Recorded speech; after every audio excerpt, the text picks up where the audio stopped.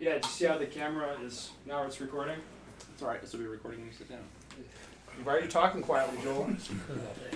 He's whispering sweet nothings. You're hearing a lot of people now. Welcome to Practical Shooting After Dark. It's me, Ben. We're here to talk about shooting. If you're watching the video feed on YouTube, you're seeing something very different. There's a lot of people in there. Yes. Far too many people now that I think about it. It's a little uncomfortable. Bit crowded. I'm actually surprised this couch is standing up to this level of abuse. All right, so we are here to talk about shooting. So in the room with me, Jared Fox. Say hello. Hello. You haven't been on my podcast, have you? No. All right, so Jared Fox is new to people. We call him GM Sasquatch. He is a GM and a Sasquatch, so that's why that name fits. Just a big, hairy American winning machine. Yeah. We have Steve Newell. We call him Stevie. You've been on the podcast. Oh, for the audio Yes, listeners. Twice. Would you please put up your hand next to mine, Oh, Jared? God. Those big sausage paws. That's not for the audio people. Oh, sorry for the video. Sorry. Mr. Kim is also here. Hello. All right. Andreas, Hello. you have not been on a podcast before. I have not been, no. Okay. Andreas is also a GM, not a Sasquatch. No, bitty Sasquatch.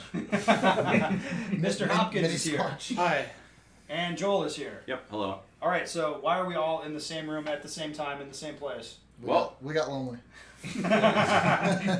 Yes. We're having a COVID party.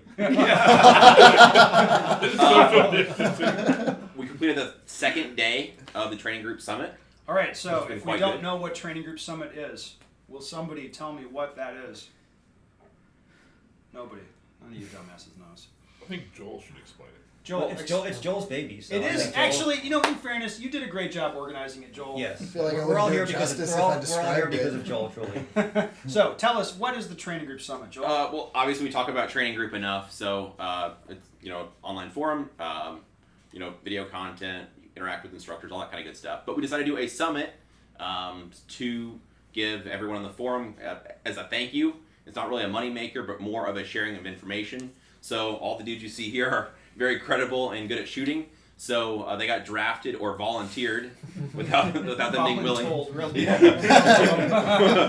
You're instructing. Shut up. Yes. Like in Jared's case, like, hey, I need you to get off work and I need you to teach at this. But anyway, all these guys are very solid at shooting. They all have something more than one thing, but everybody has an expertise, something they're very good at, that I asked them to speak at this. So, members of the summit were allowed to sign up, very minimal cost, and the goal is just sharing of information, training blocks. So everybody here is giving classes, and the students can sign up for the blocks they wanted to attend. Bite-sized classes. When you say blocks, we're talking about 2 hours. Yes. Yeah, so each of us here is teaching blocks, I think. Everyone Yeah, here is teaching yeah. 2-hour blocks. And it's very interesting. And then the other stuff set up at the summit, we have stages set up for people to shoot. We have some exercises set up that if you're a training group member or a regular podcast listener even, these are drills you're going to be familiar with. So it's like, hey, on this bay we have this drill. And kind of, what did you say, Joel? People make their own fun? Yeah, you kind of make your own fun.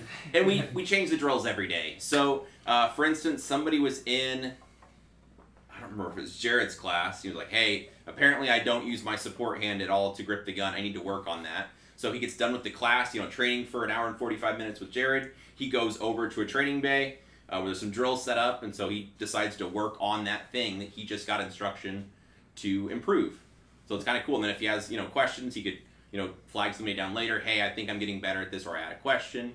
So it's just a sharing of information and a good chance for people to get instruction and then work on it immediately. All right, yeah, I think the thing that's strange about the format is it's not for profit. It's not a moneymaker. And this is not a moneymaker. And when I told people, it's like, if I had to charge you and then pay these dudes what they're worth, you wouldn't want to come anymore. Yes.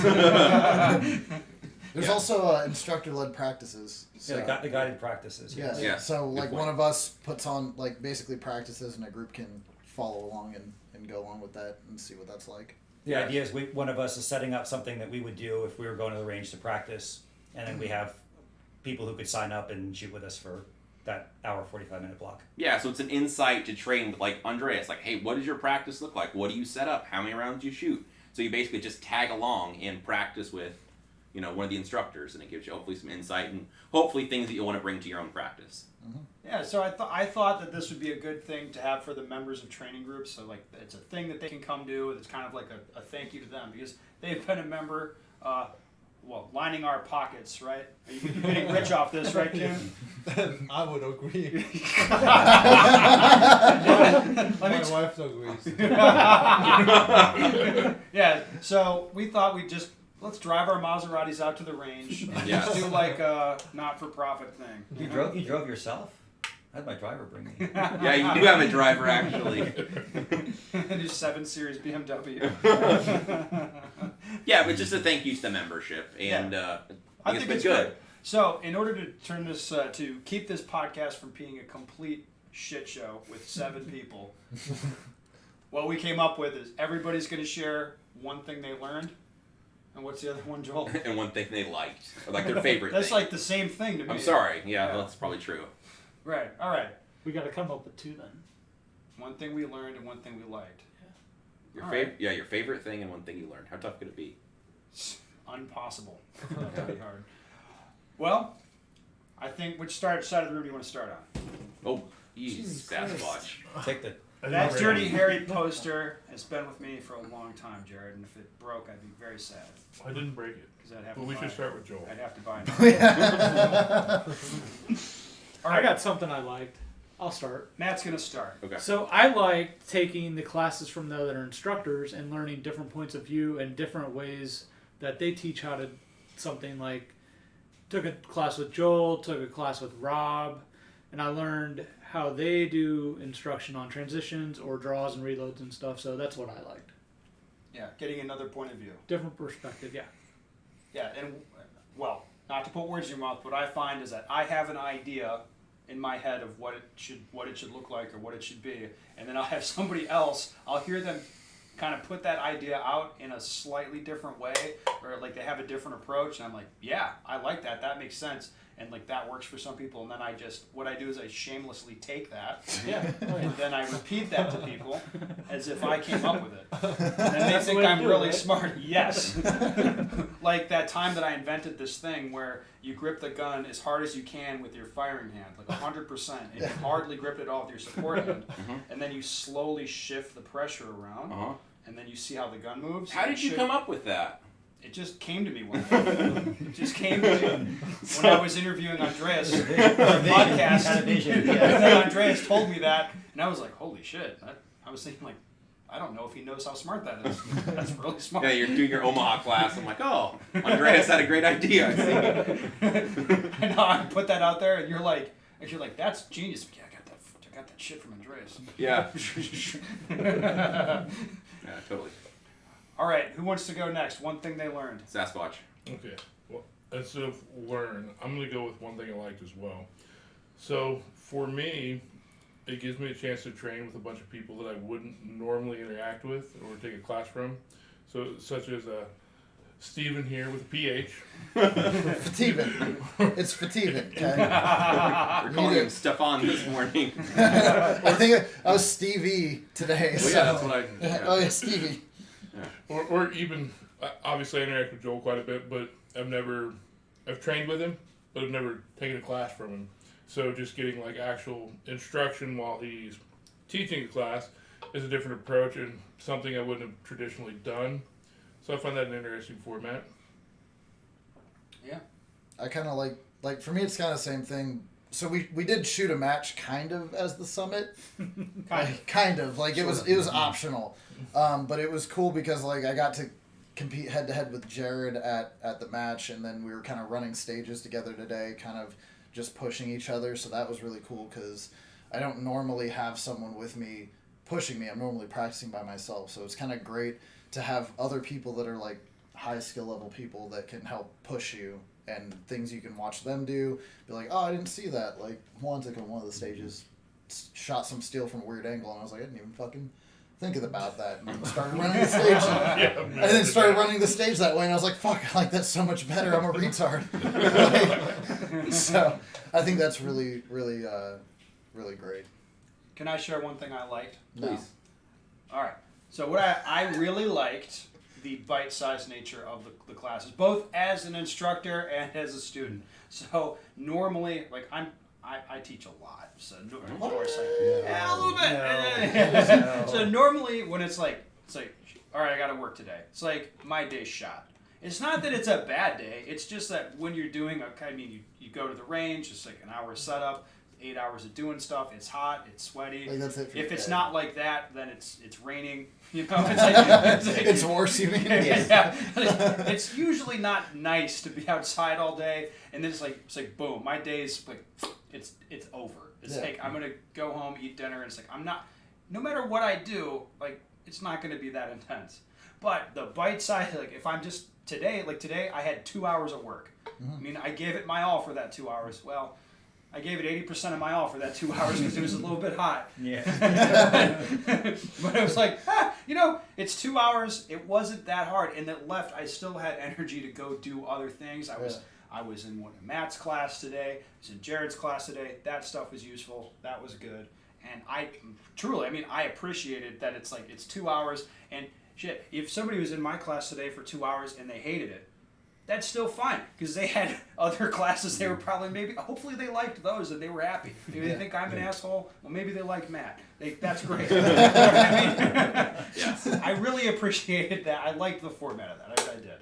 It's crazy how fast those 2 hours go by, though. They do. Yeah. They go by so fast. Yeah, some of you guys were talking about, what are you teaching your thing? Like, I'm doing this and this and this. And I'm thinking, like, no, you're not. When I came here, I was like, fuck, how am I going to teach grip for 2 fucking hours, dude? And then I got there and I was like, oh, that was really easy. I was like, fuck, I've done 3 yards of doubles and it's 45 minutes into this bitch. Nice. Kim. Yes. What did you So, like?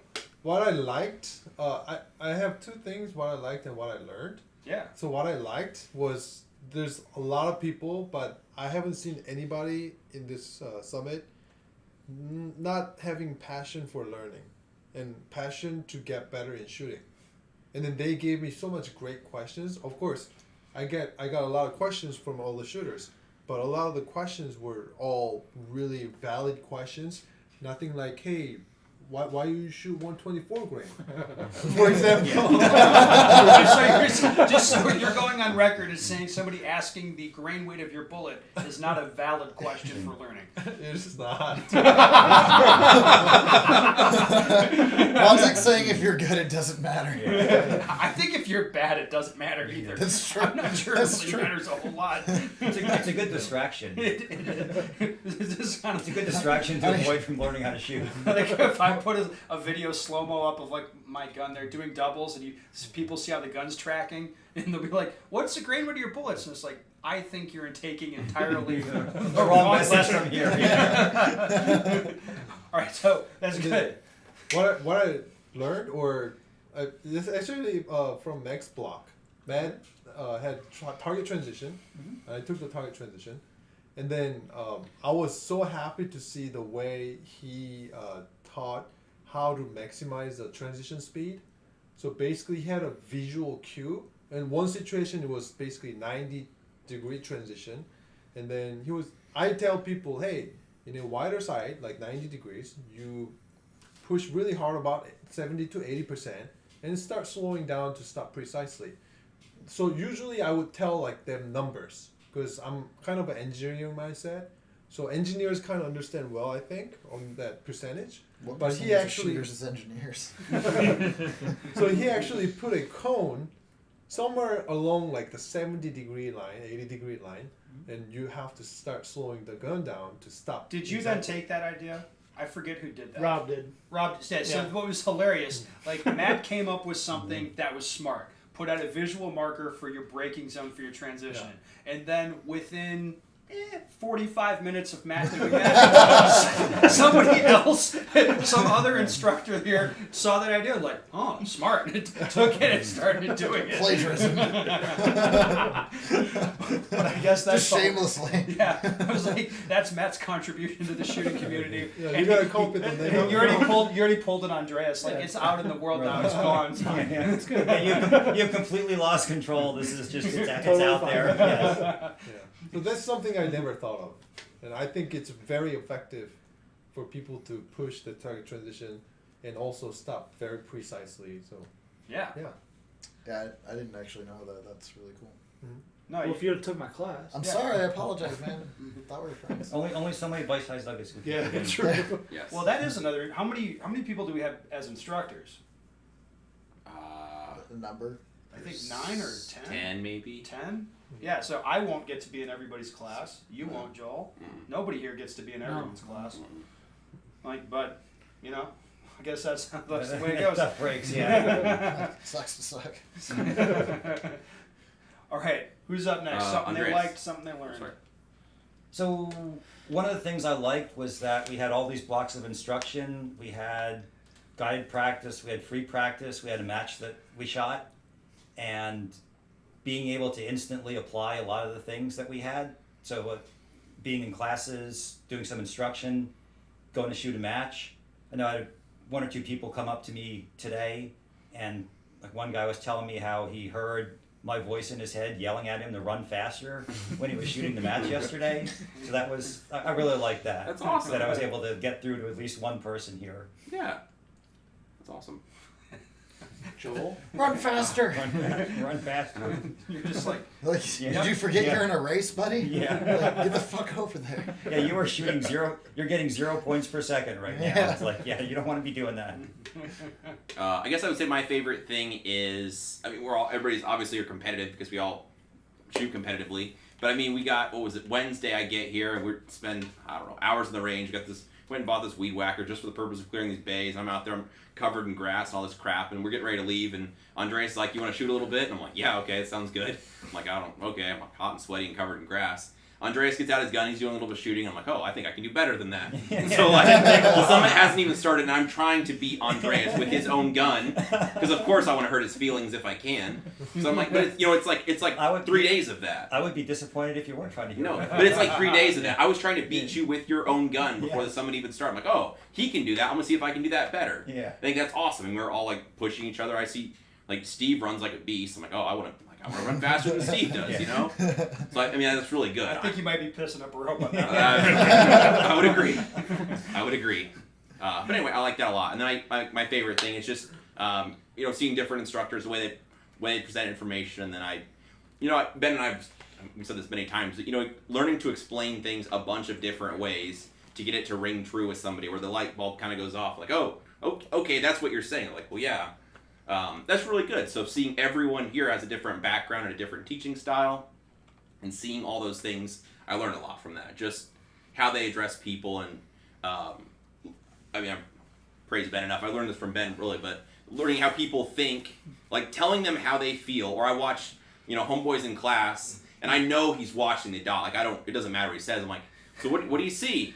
And he's like, I'm like, do you think you were following the dot? Like just to see what he says. And he's like, well, I don't know. I'm like, I was like, yeah, I think I was. I'm like, yeah, I already know you were. Like I was just seeing what you thought happened. We're just assessing you for honesty, sir. Yeah, I was there for that. It was a good time. Yeah, well, I have a lot of those. Yeah, but being able to, learn from everyone's different teaching style, and being able to, You're essentially kind of learning different reference points, or Ben calls them cues. To yeah, give totally. people, because that's essentially what we're doing, is we're giving people cues to try to get them to do something that works for them. So like learning different ways to articulate those cues is great. Yeah, totally. So anyway, I'm always learning and always doing that. I always want to, I want to watch everybody's vlogs. Like, hey, how do you teach people? How do you get through to people? What's the most effective way you've learned to explain this to somebody where it really rings true to them, or they get it, or they remember it, that kind of stuff. So. Yeah.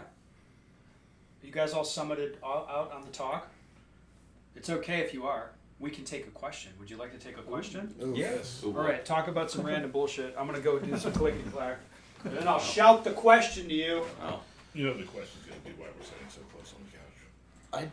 I feel like someone would have to be psychic to know that, and I don't believe I think don't the believe in camera witchcraft. So I think the camera sees this. would you What was it? get your big ass hand off of me? All right, guys, this is the perfect question for a crowded room full of USPSA shooters. Getting Ready to carbon go? monoxide poisoning. Fully green. I'm listening to episode 92 where you guys discussed USPSA rules and the recent changes. At one point, you said IDPA used to be a viable sport, but isn't really viable anymore. I'm curious to hear you and the guys' opinions on IDPA. I shoot both, but started in IDPA. I like both with the edge to USPSA. However, it seems like there are a lot of folks that like to hate on IDPA. I love to hate. I kind of get it, but still think it's a viable sport. I'm interested to hear more of your thoughts on it. Because it's slow. What are we talking about? IDPA. What? Did you just not Why is listen? that? Why is that? I what? He's being sarcastic. He likes sarcastic. Yeah, I can't tell when Kimmy's being sarcastic. This is the one person I can't read. Jared's got something intelligent to say. I can tell. I would love to go first. So I've actually never shot IDPA because there's not much of an IDPA scene in our area. Mhm.